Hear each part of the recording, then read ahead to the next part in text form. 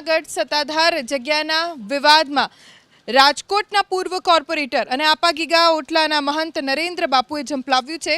વિજય બાપુ ગુરુ જીવરાજ બાપુના ગુરુભાઈ તરીકે નરેન્દ્ર બાપુએ ટ્રસ્ટી બનવા માટે પત્ર લખ્યો, જેમાં ગીતાબેનના નામ સાથે જોડી અને વિવાદ થઈ રહ્યા છે તેને દૂર કરવાની નૈતિક જવાબદારી ગુરુભાઈ તરીકે પોતાની પાસે હોવાનું જણાવ્યું।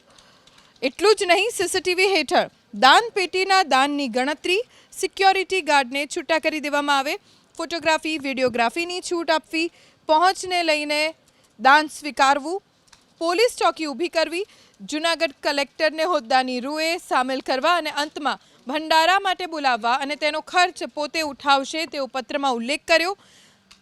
નરેન્દ્ર બાપુએ એમ પણ કહ્યું કે મારું આપાગીગાના ઓટલાના મહંત અને સંત જીવરાજ બાપુના શિષ્ય તરીકે જવાબદારી બંનેની છે। આપણે બંને ગુરુભાઈ અને ગુરુ પરંપરામાં આવતા શિષ્યો છીએ।